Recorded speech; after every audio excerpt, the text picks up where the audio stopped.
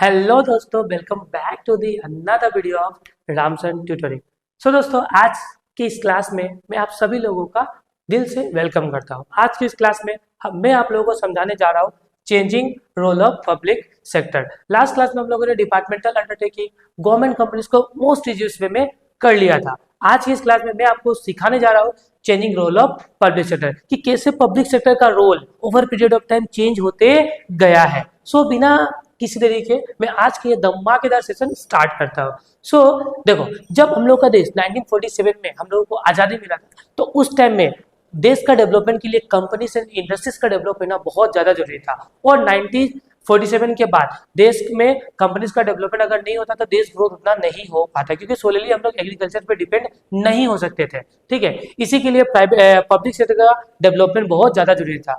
और देश आजाद होने के बाद पब्लिक सेक्टर ने एक important and crucial role play किया था देश का डेवलपमेंट में। क्योंकि देखो, पब्लिक सेक्टर का आना इसलिए जरूरी था क्योंकि उस टाइम में गिने चुने कोई प्राइवेट सेक्टर कंपनीज थे, और प्राइवेट सेक्टर कंपनीज जो भी थे तो वो बिग प्रोजेक्ट में पैसा लगाना नहीं चाहते थे, क्योंकि जहां पे पैसा बहुत ज्यादा लगता था और जेस्टेशन पीरियड मतलब जहां पे उन लोगों को रिटर्न बहुत लेट से मिल रहा था और रिटर्न कम मिल रहा था, तो उस प्रोजेक्ट में ना प्राइवेट सेक्टर कंपनीज कभी भी पैसा लगाना नहीं चाहते थे। इसी के लिए पब्लिक सेक्टर का आना बहुत ज्यादा जरूरी बन गया, क्योंकि अगर मान लो बिग प्रोजेक्ट है तो प्राइवेट सेक्टर तो पैसा लगाने वाला नहीं था, क्योंकि प्राइवेट सेक्टर के पास उतना फंड था ही नहीं। फंड नहीं होगा तो कैसे इन्वेस्टमेंट होगा? तो प्राइवेट सेक्टर के पास उतना फंड नहीं था, और फंड था भी तो उन लोग क्या बिग प्रोजेक्ट में पैसा इन्वेस्ट करना नहीं चाहते थे, क्योंकि बिग प्रोजेक्ट में पैसा ज्यादा लगता है, टाइम ज्यादा लगता है और प्रॉफिट कम है। और मान लो कि प्राइवेट सेक्टर काम करता ही है भैया प्रॉफिट के लिए, प्रॉफिट ही नहीं होगा तो प्राइवेट सेक्टर काम करेगा नहीं। इसी के लिए पब्लिक सेक्टर का डेवलपमेंट होना बहुत ज्यादा जरूरी था। इसलिए 1947 के बाद पब्लिक सेक्टर मतलब गवर्नमेंट कंपनीज का डेवलपमेंट बहुत ज्यादा होने लगा, इंडस्ट्रीज बहुत ज्यादा डेवलप होने लगा। लेकिन डे बाय डे जैसे जैसे टाइम बीतते गया, government company loss making company में कन्वर्ट होते गए, क्योंकि गवर्नमेंट कंपनी का बहुत सारा डिमेरिट्स था। पहला बात कि जहां पे चाहिए 10 लोग वहां पे 20 लोग काम कर रहे थे। ठीक है, और लोग काम भी करे तो इफिशिएंसी का उतना यूटिलाइज उन लोगों का हो नहीं रहा था। ठीक है, और गवर्नमेंट कंपनी से पता ही है गवर्नमेंट कितना डिले करती है कोई भी काम है। गवर्नमेंट चाहो गवर्नमेंट बैंक्स में पता चलेगा कि कितना डिले होता है काम में। तो ये सब रीजनों के कारण public sector day by day loss making company में कन्वर्ट होता है। ठीक है, तो फिर 1990 में क्या हो गया दोस्तों? एलपीजी आया। क्या आया दोस्तों? LPG, that is liberalisation, privatisation, globalisation को लेके आया गवर्नमेंट ऑफ इंडिया ने। तो एलपीजी में क्या था कि जो पब्लिक सेक्टर का रोल्स था उसको फिर से रीडिफाइन किया गया। मतलब पब्लिक सेक्टर का जो रोल्स था कि पहले ये करना था, अब उस लोग का रोल को चेंज किया गया कि अब पब्लिक सेक्टर में ये ऐसा ऐसा होगा। पब्लिक सेक्टर में टोटली बदल दिया उस टाइम में एलपीजी ने। ठीक है, तो उसी हम लोग रोल्स के बारे में आज पढ़ने वाले हैं कि गवर्नमेंट ने किन किन पॉलिसी को लाया जिससे कि पब्लिक सेक्टर पूरा का पूरा चेंज हो गया। तो आज की इस क्लास में हम लोग वही समझने वाले हैं कि पब्लिक सेक्टर का रोल पूरा का पूरा गवर्नमेंट ने कैसे चेंज किया। सबसे पहले आप लोग यहाँ समझो, change in the government policy. देखो, government policy towards the public sector since 1991, मतलब पब्लिक गवर्नमेंट ने कैसे पॉलिसी चेंजेस किया था 1991 में। देखो, the government of India had introduced 4 major reforms in the public sector in its new industrial policy 1991। जब 1991 में न्यू इकोनॉमिक पॉलिसी लाया तो गवर्नमेंट ने 4 मेजर, क्या सुना आप लोगों ने? गवर्नमेंट ने 4 मेजर रिफॉर्म्स लाया। गवर्नमेंट ने 4 मेजर रिफॉर्म्स 1991 में जब गवर्नमेंट ने न्यू पॉलिसी को इंट्रोड्यूस किया तो गवर्नमेंट ने 4 मेजर रिफॉर्म्स लेके आया गवर्नमेंट ने। तो रिफॉर्म्स का मतलब होता है चेंजेस, मतलब पहले जो था उसको फिर से बनाना। किसी भी चीज को जब फिर से बनाना पड़ता है उसी को बोलते हैं हम लोग रिफॉर्म्स। क्या बोलते हैं दोस्तों? रिफॉर्म। तो गवर्नमेंट ने 4 मेजर रिफॉर्म्स लाए गवर्नमेंट ने इन the public sector in its new industrial policy in 1991. The main elements of the government policy are as follows. कौन कौन से एलिमेंट्स था? पहला बात, restructure and revive the potentially viable PSU. मतलब देखो, गवर्नमेंट कंपनीज जो उतना मतलब गवर्नमेंट कंपनीज जो प्रॉफिट उतना कमा नहीं रही है, ऐसा कंपनी जो प्रॉफिट उतना कमा नहीं रही है, और साथ ही साथ ऐसा बहुत सारा गवर्नमेंट कंपनी जो जिसमें मतलब कि पोटेंशियल है कि वो आगे ग्रोथ कर सकती है, तो इन कंपनी को गवर्नमेंट ने क्या किया? रीस्ट्रक्चर किया और रिवाइव मतलब फिर से पुनर्जन्म दिया। ठीक है, जिससे कि वो कंपनी बेटर वे में रिजल्ट दे पाए। मतलब ऐसा बहुत सारा कंपनी था जिसको गवर्नमेंट ने रीस्ट्रक्चर मतलब फिर से पूरा सिस्टम काम का चेंज किया, फिर से उनको रिवाइव मतलब पैसा वैसा देके उन कंपनी को फिर से एक मतलब ट्रैक में लेके कि ये कंपनी हाँ फ्यूचर में जाकर अच्छा कर सकता है। तो इसी के लिए गवर्नमेंट ने सबसे पहले क्या किया, पॉलिसी में चेंजेस कि restructure and revive the potentially viable company, मतलब गवर्नमेंट को जो लग रहा है कि हाँ ये कंपनी डेवलप कर सकता है फ्यूचर में, तो इन कंपनी को भैया फाइनेंशियली सपोर्ट दो जिससे कि पूरा का पूरा चेंज हो जाए। तो पहला restructure and revive the potentially viable PSU. फिर next close down PSU which can not be revive. और ऐसा बहुत सारा भैया कंपनी था जो उतना अच्छा काम नहीं कर रहा था, बार बार लॉस हो रहा था, तो भैया और जिसमें उतना ग्रोथ नहीं था, तो गवर्नमेंट बोलेगी भाई ये सब कंपनी को बंद करो, क्लोज डाउन करो। तो बाद में ये सब कंपनी को बंद किया गवर्नमेंट ने। फिर bring down government security in non strategic PSU to 26% और लोअर। और गवर्नमेंट ने बहुत सारा कंपनीज, जैसे कि मान लो कि गवर्नमेंट का किसी कंपनी का शेयर कितना है, 100% शेयर है, मान लो गवर्नमेंट का किसी भी कंपनी में शेयर की ओनरशिप कितना का है, 100% का। तो गवर्नमेंट ने क्या किया, इस 100% को कर दिया 26% या इससे कम। ठीक है, मतलब ऐसा गवर्नमेंट का करने का रीजन था कि देखो अगर मान लो किसी कंपनी में गवर्नमेंट का 100% पैसा लगा हुआ है, तो गवर्नमेंट को लग रहा है कि भाई मैं दिन भर काम करूं, मुझे इतना पैसा मिल रहा है, बहुत कम है। तो गवर्नमेंट ने क्या किया पता है कि अपना ही कंपनी का कुछ हिस्सा प्राइवेट को बेच दिया या किसी पब्लिक को बेच दिया, जिससे कि वहां से पैसा जनरेट हुआ ही नहीं हुआ गवर्नमेंट को। अब गवर्नमेंट को मान लो कि गवर्नमेंट ने किसी प्रोजेक्ट में 1000 करोड़ लगाया था, मान के चलो 1000 करोड़ किसी कंपनी में इन्वेस्ट था। अब गवर्नमेंट क्या करेगा कि इसमें से कुछ परसेंट मतलब 26 अपना पास रखा, बाकी सबको दूसरा को दे दिया। तो इन जो बाकी 6 रिमेनिंग जो बच गया, जो उन्होंने दूसरे कंपनीज को या दूसरे पब्लिक को बेचा, वहां वाला पैसा गवर्नमेंट के पास आता था और गवर्नमेंट इसी को क्या सोसाइटी को डेवलप करने के लिए और भी बहुत डेवलपमेंट एक्टिविटीज में लगा देता था। इससे पूरा गवर्नमेंट सेक्टर पूरा चेंज किया, ठीक है, रोल्स को। फिर नेक्स्ट यहाँ पे देखो, ये बहुत इंपॉर्टेंट टॉपिक है, गवर्नमेंट ने और क्या क्या काम किया। Reduction in the number of the industries reserve for the public sector from 17 to 18। देखो गवर्नमेंट ने फिर एक इंपॉर्टेंट और रोल प्ले किया कि देखो in the 1956 industrial policy revolution 17 industries were design designated as a public. मतलब देखो जब 1956 में इंडस्ट्रियल रिवोल्यूशन आया था तो 17 इंडस्ट्रीज को कहाँ पे पब्लिक कंपनी में माना गया था, पब्लिक कंपनी के लिए रिजर्व कर दिया गया था, मतलब फुल्ली ये 17 गवर्नमेंट का कंपनीज होने वाला है। ठीक है, बाद में क्या हुआ, only 8 industries way reserve for the public sector in 1991। फिर 1991 में जो 17 कंपनीज जो गवर्नमेंट का था, जो पब्लिक सेक्टर के पास था, जो गवर्नमेंट का फुल्ली कंट्रोल था, अब ये 70 से गिर के कितना हो गया, 8, क्योंकि गवर्नमेंट ने क्या किया 17 को हटा के अब कितना कर दिया, 8। ठीक है, अब बाद में 2001 में इसको कितना कर दिया गया, ओनली 3। कितना कर दिया गया, ओनली 3। 2001 में इसको कितना कर दिया गया, ओनली 3। समझना आप लोग कि देखो in 1956 industrial policy revolution 70 industries were designated as a public, only 8 industries were reserve for the public sector in 1991 में 70 से कितना कर दिया गया, 8। ठीक है, and they were restricted to the atomic energy and arms and communication, mining and railway.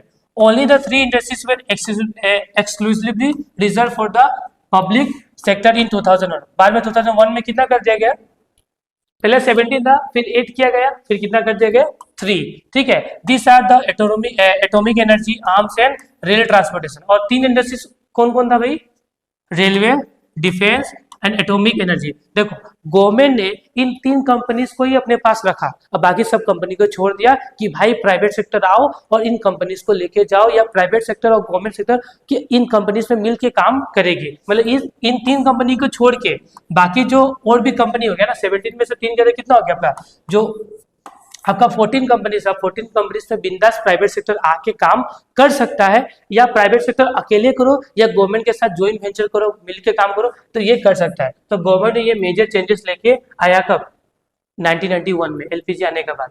फिर government ने क्या किया, डिस इन्वेस्टमेंट ऑफ शेयर। अब देखो ये भी बहुत इंपॉर्टेंट रोल प्ले किया गवर्नमेंट ने अपने चेंजेस में। क्या किया गवर्नमेंट ने कि भाई डिस इन्वेस्टमेंट किया। डिस इन्वेस्टमेंट का मतलब कि जब गवर्नमेंट कंपनी या जब पब्लिक सेक्टर अंडरटेकिंग अपना पार्टली या होली शेयर्स किसको बेच दे, किसी पब्लिक को या किसी प्राइवेट सेक्टर को, उसको बोलते हैं डिस इन्वेस्टमेंट। डिस इन्वेस्टमेंट का मतलब जब पब्लिक सेक्टर या गवर्नमेंट कंपनीज अपने प्रॉफिट का, ओनरशिप का कुछ हिस्सा दूसरे को या तो पब्लिक को या प्राइवेट को बेच देती है, तो इसे हम लोग बोलते हैं डिस इन्वेस्टमेंट ऑफ शेयर। मतलब disinvestment was the process of the selling of equity share, equity मतलब ओनरशिप, ठीक है, ओनरशिप ऑफ द कंपनी और public sector enterprises to the private sector और पब्लिक। जब पब्लिक सेक्टर कंपनीज अपना ownership या तो प्राइवेट को या तो पब्लिक को बेच देती है, तो उसे हम लोग बोलते हैं डिस इन्वेस्टमेंट ऑफ शेयर। ऐसा कंपनी का करने का मेन रीजन है कि अगर मान लो कि कंपनी डिस इन्वेस्टमेंट कब करती है कि लगता है, देखो कंपनी, बहुत सारा कंपनीज को ऐसा लगता है कि ये पब्लिक सेक्टर उतना अच्छा कर पाएगा जब प्राइवेट इसमें इन्वॉल्व होगा। मान लो कि गवर्नमेंट को सम टाइम ऐसा लगता है कि पब्लिक सेक्टर कंपनी को सम टाइम ऐसा लगता है कि ये मान लो एक पर्टिकुलर एक कंपनी है, अब ये कंपनी गवर्नमेंट के अंदर में रहेगा तो उतना डेवलप नहीं हो पाएगा। अगर इसमें प्राइवेट सेक्टर इन्वॉल्व होता है तो प्राइवेट में डिसिप्लिन बहुत ज्यादा होता है, प्राइवेट सेक्टर में डिसिप्लिन बहुत ज्यादा होता है और प्राइवेट सेक्टर हमेशा प्रॉफिट बनाने के लिए देखते हैं। तो उस टाइम में गवर्नमेंट क्या करेगा ना कि अपना कंपनी का जैसे कि लाइक 100% है ना, तो 50% शेयर किसी प्राइवेट को बेच दिया, तो उस टाइम में क्या दोनों का 50-50 ओनरशिप होगा, इसमें पब्लिक भी है और प्राइवेट भी है, तो दोनों का रोल कॉम्बाइन होगा, तो काम ज्यादा होगा और गवर्नमेंट के पास एक्स्ट्रा पैसा भी आएगा जो गवर्नमेंट सोशल वेलफेयर के लिए खर्च कर सकती है। इसके लिए डिस इन्वेस्टमेंट और शेयर करना बहुत ज्यादा जरूरी था। मतलब there was a positive impact of this as the role of the private sector was the bring about the efficiency and better financial discipline to achieve the long term goals। पता ही है ना कि जो प्राइवेट सेक्टर्स होता है वो बहुत ज्यादा मतलब इन्वॉल्व होता है कि कैसे हम पैसा डेवलप करें, कैसे पैसा मतलब बढ़ाए और कैसे डिसिप्लिन में रह के काम करें कि हम लोग का फाइनेंशियल पोजीशन बेटर रही। प्राइवेट सेक्टर को बहुत अच्छा से आता है। जब प्राइवेट सेक्टर गवर्नमेंट सेक्टर का कुछ पार्ट ले लेता है तो गवर्नमेंट सेक्टर को भी प्रॉफिटेबल कंपनी में कन्वर्ट कर सकता है। तो द प्रोसेस हेल्प, देखो यहाँ पे क्या लिखा है, the process help the government to keep the extra fund for the social programs and the public health and sanitation. Additionally, it is allowed to the consumer to get the product at a lower price। और साथ ही साथ जब disinvestment होने के कारण देखो disinvestment में फायदा क्या क्या हुआ, गवर्नमेंट को एक्स्ट्रा फंड मिला जो गवर्नमेंट हेल्थ में, एजुकेशन में खर्चा करेगी। साथ ही साथ लोगों को सस्ता प्रोडक्ट मिलना स्टार्ट हुआ कि इसमें देखो इसमें गवर्नमेंट का रूल चलेगा तो बहुत प्राइवेट का चलेगा, तो दोनों मिलकर जब प्रोडक्ट बनाएगा तो प्रोडक्ट सस्ता भी होगा, ठीक है। फिर गवर्नमेंट ने क्या किया, मेमोरेंडम ऑफ अंडरस्टैंडिंग। फिर गवर्नमेंट ने क्या लाया, मेमोरेंडम ऑफ अंडरस्टैंडिंग। अब मेमोरेंडम ऑफ अंडरस्टैंडिंग का मतलब देखो यहाँ पे क्या किया, गवर्नमेंट ने बोला कि भाई देखो कि पब्लिक सेक्टर तुमको मैं फाइनेंशियल ऑटोनॉमी देता हूँ। मतलब गवर्नमेंट ने बोला पब्लिक सेक्टर कंपनीज को मैं तुमको फाइनेंशियली ऑटोनॉमी देता हूँ। ऑटोनॉमी का मतलब तुम अपने पैसा को जहां भी प्रोजेक्ट में इन्वेस्ट करो वो तुम्हारा मन, तुम अपने हिसाब से प्रोजेक्ट करो और प्रोजेक्ट को सक्सेसफुली कंप्लीट करो। लेकिन साथ साथ एक क्लोज डाल दिया उन्होंने, नीचे में लिख दिया ना, एक चीज लिख दिया कि अगर मान लो कि कुछ भी उल्टा फुल्टा हुआ इंडस्ट्रीज में तो उस टाइम आपको जवाब देना पड़ेगा। और साथ ही साथ गवर्नमेंट ने बोला कि इसको पब्लिक सेक्टर को कि भाई एक टाइम लो, ये टारगेट फिक्स कर लो, इस टारगेट को आपको इस साल में या इस महीना में अचीव करना होगा।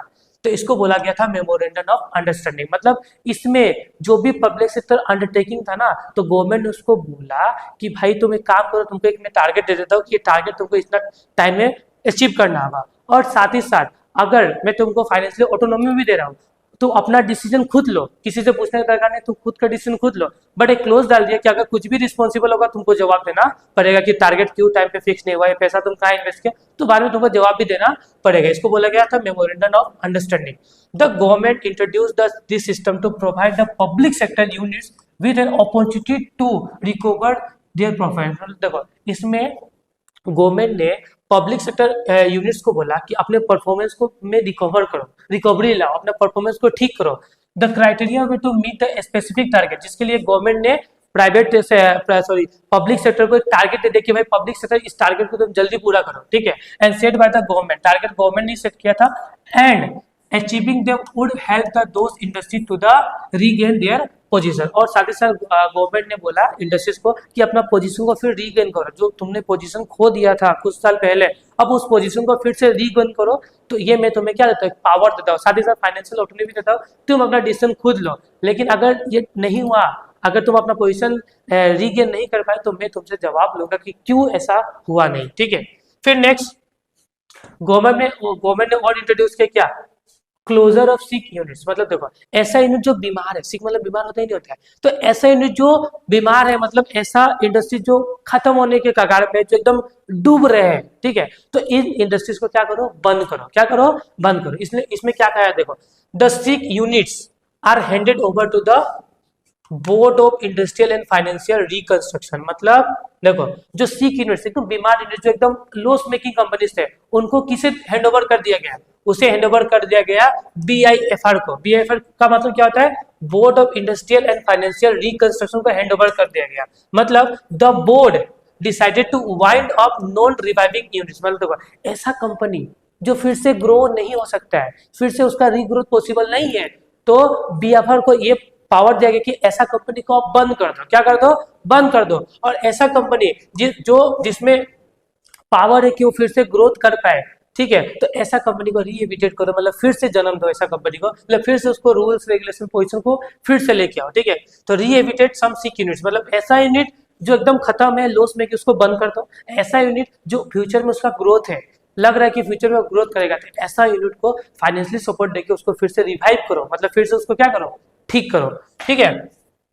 The government makes national renewal fund to compensate and rehabilitate the employees of such units which are running. देखो, अब देखो, बीआईएफआर के पास एक जो बीआईएफआर था, बीआईएफआर मतलब board of industrial and financial reconstruction, power था कि ऐसा कंपनी जो अच्छा से काम नहीं कर रहा है उनको बंद कर देना, और ऐसा कंपनी जो फिर से ग्रोथ कर सकता है उन कंपनी को रीग्रोथ करना। ये किसका काम था? बीआईएफआर का। तो देखो, ऐसा कंपनी जो उतना अच्छा से काम नहीं था, लॉस नहीं था, तो बीएफआर क्या करने वाली है? उस कंपनी को बंद करने वाली है। आपको भी पता है, जब उस कंपनी बंद होगा तो वहां पे करने वाले एम्प्लॉय क्या होंगे? बेरोजगार। क्या होंगे? बेरोजगार। उन एम्प्लॉय को सबसे ज्यादा नुकसान होगा, नहीं होगा? तो उसको फिर से रिकवर करने के लिए, मतलब एम्प्लॉय को सपोर्ट करने के लिए गवर्नमेंट ने क्या लॉन्च किया? गवर्नमेंट ने लॉन्च किया नेशनल रिन्यूअल फंड, जिसके तहत जो एम्प्लॉइज वो जो सिक यूनिट्स के थे, जो कंपनी बीएफआई ने बंद कर दिया था, वहां पे जो एम्प्लॉय काम कर रहे थे, उन एम्प्लॉइज को नेशनल रिन्यूअल फंड क्या करता था? कंपनसेट करता था, पैसा देता था, और साथ ही साथ लोगों को ये भी मदद करता, जब तक आपको दूसरा कंपनी में जॉब ना लग जाए तब तक उनको फाइनेंशियली सपोर्ट कौन देता था? आपका कौन था? नेशनल रिन्यूअल फंड, ठीक है। और साथ ही साथ ये था आपका कुछ गवर्नमेंट ने चेंजेस किया था, और भी बहुत कुछ था आपका change in the government sectors में, जैसे कि अब देखो, इसमें एक और पॉइंट है डेवलपमेंट ऑफ इंफ्रास्ट्रक्चर। अब देखो, डेवलपमेंट करना है देश का, तो इंफ्रास्ट्रक्चर को डेवलप करना जरूरी है, नहीं है? तो बिग प्रोजेक्ट में कभी भी प्राइवेट सेक्टर पैसा डालता था क्या? नहीं डालता था। इसके लिए किसको आना था? Government sector. और गवर्नमेंट सेक्टर आएंगे तो बिग प्रोजेक्ट में पैसा इन्वेस्ट करेंगे, तो देश का डेवलप होगा। देश का डेवलप मतलब इंफ्रास्ट्रक्चर डेवलप होगा, मतलब देश का डेवलप होगा, ठीक है। तो इसीलिए डेवलपमेंट ऑफ इंफ्रास्ट्रक्चर करना बहुत ज्यादा जरूरी था। लिखा हुआ है due to the lack of the financial support, private sector were not able to invest in a huge chunk of money in the infrastructure project. Therefore, the public sector played a big role providing the infrastructure to industries like steel plant, railway, civil aviation, etc. They also made sure that there is no shortage of money and advances of technology or even workforce. तो देखो, जहाँ पे पैसा बहुत ज्यादा लगता है वहाँ पे भैया प्राइवेट सेक्टर आता है? नहीं आता है। जब प्राइवेट सेक्टर नहीं आएगा तो किसको आना पड़ेगा? गवर्नमेंट सेक्टर को। और देश का इंफ्रास्ट्रक्चर को डेवलप करना है तो गवर्नमेंट सेक्टर को आना ही होगा, क्योंकि गवर्नमेंट सेक्टर पैसा कमाने के लिए काम करता ही नहीं है। उन लोगों का काम होता है देश का डेवलपमेंट करना। क्या करना? डेवलपमेंट करना। तो उस टाइम में गवर्नमेंट सेक्टर ने क्या क्या मतलब स्टील प्लांट बैठाया, रेलवे, सिविल एविएशन का प्लांट बैठाया, डेवलपमेंट किया, और साथ ही साथ ये भी देखा कि इन लोगों के पास पैसा का कमी होना नहीं चाहिए, कोई भी टेक्नोलॉजी चाहिए तो हम लोग प्रोवाइड करेंगे जिससे कि इंफ्रास्ट्रक्चर डेवलप होगा। फिर check on the economic power construction. तो देखो, जब 1991 में क्या होता कि ऐसा बहुत सारा प्राइवेट सेक्टर कंपनी उस टाइम में बन गया था जो बड़ा प्रोजेक्ट में इन्वॉल्व होने के लिए रेडी था। अब मान लो कि बड़ा प्रोजेक्ट में अगर प्राइवेट सेक्टर इन्वॉल्व होता है तो प्राइवेट सेक्टर इन्वॉल्व हुआ, मतलब प्राइवेट सेक्टर सिर्फ क्या के लिए काम करेगा? ऑब्वियसली बात है, मनी के लिए। सिर्फ ओनली मेन मोटो क्या होगा? प्रॉफिट कैसे बढ़ाए, ये प्राइवेट सेक्टर का काम है, ठीक है। कि अगर मान लो कि ऐसा बहुत सारा प्राइवेट सेक्टर इंडस्ट्रीज था उस टाइम में रेडी था कि हम बिग प्रोजेक्ट में अब जाएगा और पैसा कमाएगा, तो जब बिग प्रोजेक्ट में अगर मान लो कि प्राइवेट सेक्टर जाता है तो क्या होगा? वो लोग मेन मोटो प्रॉफिट के लिए देखेगा। अगर प्रॉफिट के लिए देगा तो पैसा सभी पूरा का पूरा पैसे किसके हाथ में जाएगा? प्राइवेट सेक्टर, मतलब फ्यू हैंड्स के पास ही जाएगा। तो ये गवर्नमेंट को मंजूरी नहीं था। इसको गवर्नमेंट खत्म करने के लिए गवर्नमेंट ने क्या किया? खुद ही बिग प्रोजेक्ट बड़ा बड़ा इंडस्ट्री में खुद को लेके आया और प्राइवेट सेक्टर के साथ क्या किया? कॉम्पीट किया गवर्नमेंट ने क्या किया कि बड़ा बड़ा प्रोजेक्ट में क्या किया? गवर्नमेंट ने बड़ा बड़ा इंडस्ट्रीज खोला। अब इंडस्ट्रीज खोलेगा तो बड़ा इन्वेस्टमेंट चाहिए, तो गवर्नमेंट ने इन्वेस्ट भी किया। अगर गवर्नमेंट इन्वेस्ट करेगी तो ऑब्वियसली बात है पैसा ज्यादा होगा, पैसा ज्यादा जनरेट होगा, तो जो एम्प्लॉइज गवर्नमेंट सेक्टर में काम कर रहे हैं उन लोगों को पैसा मिलेगा और वो पैसा मिलेगा तो पूरा देश का डेवलपमेंट होगा, ठीक है। और इसी के लिए इसको क्या बोला गया था, check on the economic power construction, मतलब कि कंसंट्रेशन, मतलब the public sector work as a check on the private sector, as there are the very few industrial companies in the private sector that are ready to engage in the heavy industries, ठीक है। Money is concentrated in a few hands which encourage the monopolistic practice. अगर मान लो कि पूरा का पूरा heavy industries अगर प्राइवेट सेक्टर इन्वॉल्व हो जाता तो मनी फ्यू हैंड्स के पास होता, और फ्यू हैंड्स के पास मनी जाकर अपना देश में क्या एक मोनोपोली क्रिएट होगा, प्राइवेट सेक्टर जितना मन उतना में सामान को बेचेगा, ठीक है। इसको खत्म करने के लिए दिस रिजल्ट देखो, और प्राइवेट सेक्टर अगर मानो मोनोपोली क्रिएट होगा तो इस क्या होगा, this result income inequality which is the harmful to the society. मतलब अगर पैसा सिर्फ फ्यू हैंड्स के पास, अगर सिर्फ पैसा किसके पास, अगर प्राइवेट सेक्टर के पास है तो क्या होगा, फ्यू हैंड्स के पास पैसा, मतलब कि सोसाइटी में इनजस्टिस होगा कि नहीं होगा, एक अमीर होते जाएगा एक गरीब होते जाएगा। इसके लिए क्या किया, to prevent this problem the public sector stabilise the large enterprise that demand the major investment and now the money and advantages that arise from the business. अब मान लो कि गवर्नमेंट ने क्या किया, बड़ा प्रोजेक्ट में इन्वेस्ट किया, बड़ा प्रोजेक्ट को एस्टेब्लिश किया, जिससे कि क्या होगा, now the money and advantages that arise from the business share by the large number of employ and workers reducing the income equality. अब देखो गवर्नमेंट का कंपनी से बहुत सारा पब्लिक काम करते हैं तो उन लोगों को पैसा मिलेगा, एम्प्लॉय काम करते हैं उन लोगों को पैसा मिलेगा, जिससे इनइक्वालिटी क्या होगा, खत्म हो जाएगा, इनइक्वालिटी इक्वालिटी में बदल जाएगा। Hence by the checking on the economic power concentration the public sector prevents the complete concentration of the wealth and economic power in the hands of private sector. तब public sector ने बहुत important role play करके private sector से बचाया था, किसे, public को, employees को, ठीक है। Maintaining the regional balance. अब देखो एक देश का डेवलपमेंट कब पॉसिबल है, जब उसका अर्बन है ना, उसका रूरल दोनों क्या हो, डेवलप हो। एक देश का डेवलपमेंट तभी पॉसिबल है उसका अर्बन एरिया रूरल एरिया दोनों क्या हो, डेवलप हो। उस टाइम में क्या होता है कि प्राइवेट सेक्टर था वो सिर्फ इंडस्ट्रियल एरियाज को ही डेवलप कर रहा था, बट गवर्नमेंट को ये भी देखना था कि उसका जो पब्लिक जो गांव है और जो उसका टाउन है दोनों को डेवलप करना है। इसके लिए गवर्नमेंट ने बहुत सारा प्रोजेक्ट भी दिया प्राइवेट सेक्टर को कि भाई आप ऐसा बैकवर्ड एरिया में जाओ जहां पे आप कंपनी से स्टार्ट करो, ठीक है, और वहां पे power plants, roads, facilities start करो, ठीक है, जिससे कि मैं आपको सब्सिडी रेट में जो सब्सिडाइज प्राइस में बहुत सारा सामान, जैसे कि टैक्स में सब्सिडी दूंगा, वहाँ पे अगर आप प्रोजेक्ट स्टार्ट कर रहे हो तो मैं आपको टैक्स में सब्सिडी दूंगा। अगर आप वहाँ में मान लो कि बिजनेस स्टार्ट करते हो तो मैं आपसे क्या बोलता हूँ, लोन पे इंटरेस्ट कम लूंगा। इस तरह बहुत सारा स्कीम गवर्नमेंट ने किसी प्राइवेट सेक्टर को दिया बैकवर्ड एरिया को डेवलप करने के लिए। अगर बैकवर्ड एरिया आज के डेट में डेवलप है तो हम लोग ये मानते हैं कि देश का पूरा डेवलपमेंट हो चुका है। इसी के लिए बैलेंस रीजनल ग्रोथ करना बहुत जरूरी है।